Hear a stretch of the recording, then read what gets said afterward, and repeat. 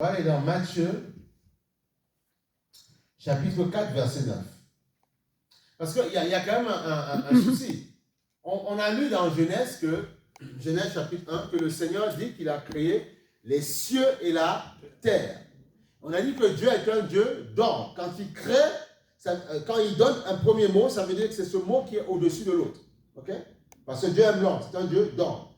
Donc les cieux ont été créés et la terre. Mais on a vu que la terre, on ne va pas revenir dessus, quand Dieu a créé la terre, ce qu'il a mis dans la terre.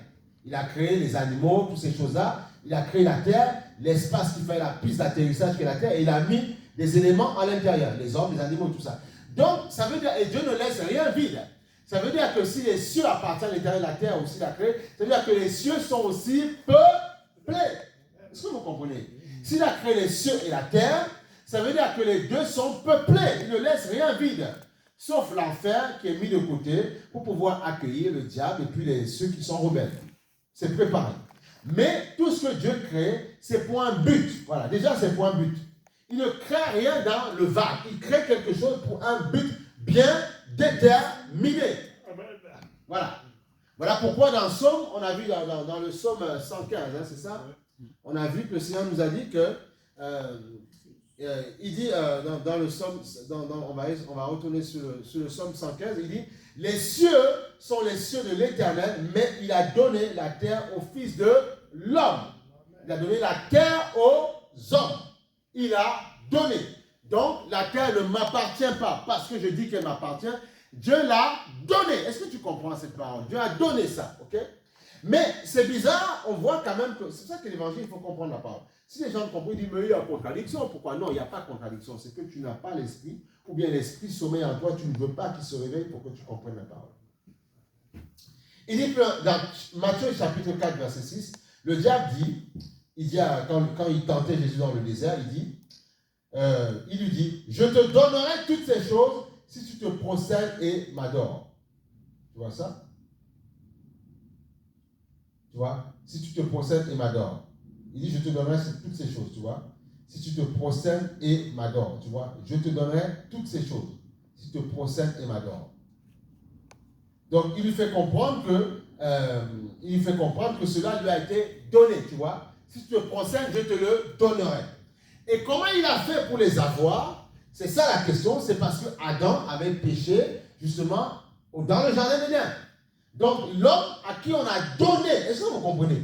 C'est comme si parfois on te donne un héritage, c'est comme on voit le cas de Ésaü et puis Jacob. Tu vois, il a donné son droit d'aînesse, il a donné. C'était à lui, mais il a donné justement à Jacob. À cause d'un plat de lentilles. Il a donné son don, tu vois. Et comme c'est à l'aîné parfois qu'on donnait, justement, eh bien, c'est l'aîné, c'est Jacob qui a reçu la grâce. C'est ça, tu vois. Après, il y a un moment donné où parfois, mais on voit que parfois ça peut être le plaisir, mais c'est comme ça que ça se passe en Israël, tu vois. Voilà. À moins que Dieu après fait autrement. Voilà. Tu vas voir que parfois dans certaines familles africaines, celui qui est, quand le père décède, celui qui est le chef, c'est d'abord l'aîné. Après, si l'aîné est incompétent, on donne au petit frère. Voilà. Et si vraiment tout le monde est incompétent, une fille peut succéder. Voilà. Ok, donc c'est ça. C'est ça. Donc tu vois, on voit que le diable le transporta et le diable lui dit, je te donnerai tout ça, tu vois. Il dit, je te donnerai toutes ces choses si tu te prosternes, tu vois, à terre, si tu m'adores. Parce que ça lui a été donné. Et alors qu'au départ, et quelqu'un qui ne comprend pas la parole, il va dire, mais c'est pas possible, c'est pas vrai. Comment Dieu dit qu'il a donné la terre aux hommes, et en même temps le diable dit qu'il donnera parce que ça lui a été donné. Le diable, Dieu ne lui a pas donné, d'accord? Dieu l'a plutôt chuté parce qu'il a désobéi. Donc limite, c'est comme par exemple, tu sais, quand les gens faisaient des erreurs en France, on les envoyait au bail. On les envoyait en fait, parfois, tu vois, par exemple, le rocher du Diamant, Martinique, tout ça, c'était des endroits où on isolait les prisonniers, tu vois. En Guyane, par exemple, on les isolait là-bas. On les éloignait. Loin, on appelait ça le bail, tu vois. Donc, c'est la même chose, tu vois. Donc, en fait, il a été chuté sur la terre, justement, et Dieu nous a revêtus d'onction pour pouvoir le dominer. C'est pour ça que tu dois comprendre la victoire que toi, tu as en Jésus-Christ. Mais on voit que cette gloire que Dieu avait donnée aux hommes, ils ont perdu cette gloire. C'est pour ça que Jésus devait revenir, Dieu devait revenir, mais en prenant l'apparence humaine, tu vois, la faiblesse humaine, dominer le diable pour dire que c'est possible. Et il disait, celui qui croit en moi, la puissance sera transférée afin que vous puissiez aussi dominer. Ça, vous comprenez? Amen. C'est important de comprendre ça. Très important. Il faut comprendre. On voit que la victoire avait été donnée, en fait, la terre avait été donnée aux hommes par Dieu dès le départ. Ok? Il a dit, peuplez, dominez sur la terre. Ok? J'ai créé d'autres personnes, mais vous, elle est à vous, dominez sur la terre. Mais on voit que le diable, il a vu que cette domination avait été donnée aux hommes. Il est venu la prendre par la séduction, tu vois, qu'il a en fait, qu'il a introduit au travers d'elle. Ok? Mais on voit que Dieu, dans son amour, est toujours au contrôle parce qu'il permet quand même aux hommes de réaliser certaines choses quand même. Mais on voit que Jésus devait ramener l'ordre divin. C'est pour ça que Jésus meurt à la croix, est obligé de payer le prix pour ramener l'ordre divin. Donc si tu veux dominer, régner, triompher, avoir la victoire, c'est en Jésus que ça se passe.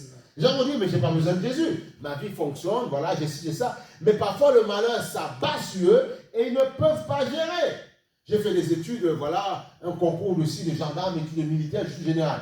Mais subitement, boum, un malheur arrive, comme on entend parfois à la télé. Tu as quelqu'un qui fait des grandes études, inspecteur de la poste, c'est tout ce que tu veux, inspecteur des finances, et boum, un malheur arrive. Et ça, tu ne peux pas le gérer. Alors que si tu as Jésus, il permettra que tu puisses atteindre, finir ton temps sur la terre. Il y a beaucoup d'hommes pour lesquels on abroge la vie avant le temps. Ils sont détruits, ils meurent avant le temps, alors que ce n'était pas leur temps de partir. Parce que le diable sait qu'ils ont encore quelque chose à faire sur la terre. Alors qu'est-ce que l'ennemi va faire? Il va essayer de les stopper avant le temps.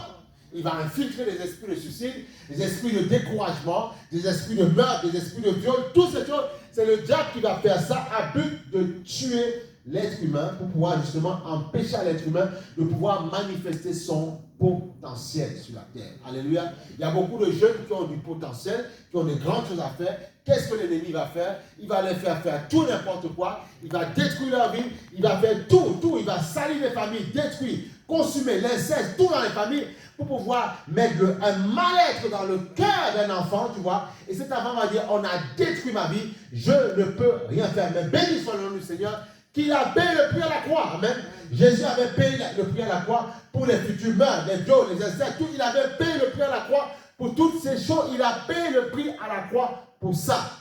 Voilà pourquoi il dit, venez vers moi, vous qui êtes chargés et fatigués. Parce que le Seigneur sait qu'il y a tellement de personnes qui sont attaquées, combattues par toutes sortes de choses. Il a payé le prix même pour des choses que les hommes vont découvrir après qu'on dit, oui, il y a telle maladie, tel souci, il y a telle chose qu'on ne comprend pas. Mais Jésus a déjà payé le prix pour ça. Alléluia. Voilà pourquoi Jésus est la solution. Il est la solution. Regarde.